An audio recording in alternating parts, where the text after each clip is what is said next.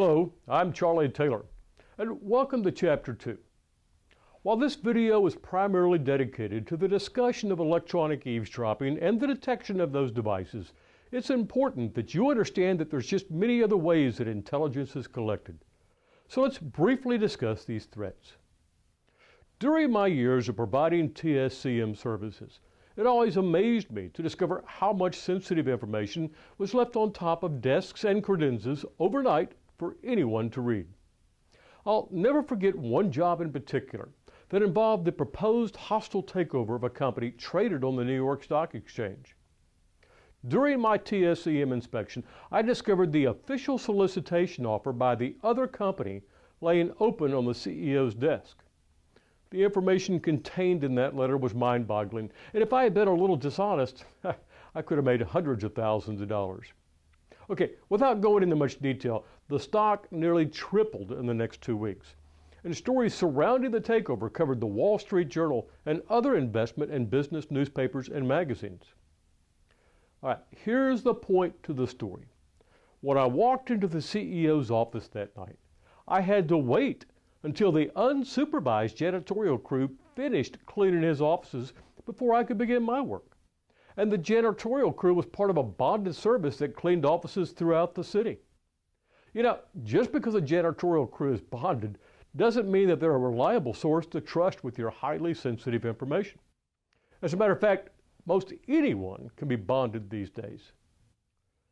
It's interesting. Companies spend a great deal of time interviewing and checking the background of a clerk who will be assigned to an area with absolutely no access to sensitive information, and yet have absolutely no idea of who the lowly paid members are of the janitorial crew that has access to their most sensitive information unsupervised every night. By the way, this company has spent significant dollars on controlled access systems and on-site security officers. So it was not that this was a company that was being totally negligent about their security issues. It was simply a matter of being really ignorant of the actual threat. The idea of being able to bribe a member of a contract janitorial crew to discreetly take photos of documents left on her desk or to collect the daily trash is very realistic. I personally believe that a $10,000 cash payment would probably be enough to influence most any contract janitorial crew member. This leads us into the discussion of some industrial espionage techniques that are used to collect business intelligence. Frequently, these techniques involve bribery, blackmail, trash collection, and other techniques that don't even require the bad guy to ever enter sensitive areas. I'm going to share with you two war stories that I think are really relevant to this issue.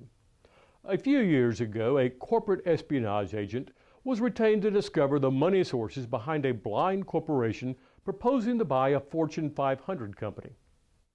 This blind corporation was led by one of the nation's most prominent lawyers, which made it a very challenging task for the agent to discover this information. So the agent put on his creative hat and began to work on how to discover which employees worked in the same area as the lawyer in question. I won't go into details about how, but it took less than 2 days for the agent to discover most of the names, and he did it all over the telephone. The agent then began a 3-week background investigation on these employees in an attempt to learn as much as possible about each one. He then narrowed his list to 2 employees and began a basic surveillance to monitor their habits and to learn more about who they were. Then he targeted the employee that he thought was the most vulnerable and had the most lonely lifestyle.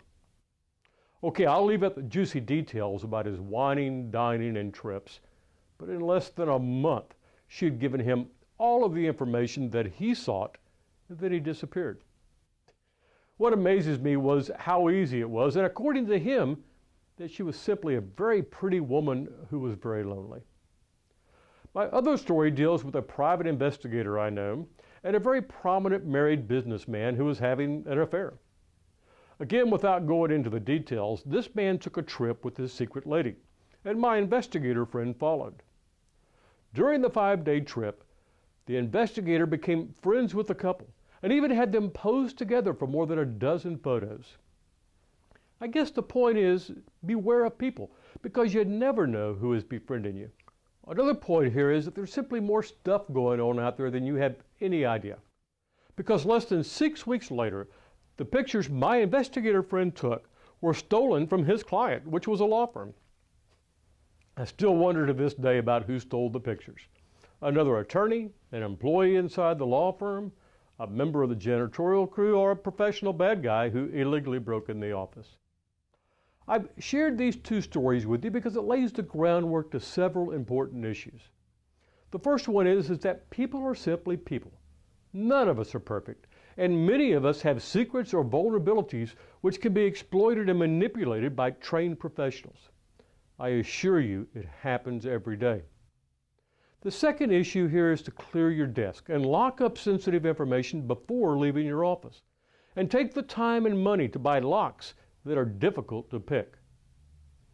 All right, to wrap this up, you should be aware that a significant portion of industrial espionage activities centers on using the employees of the target company.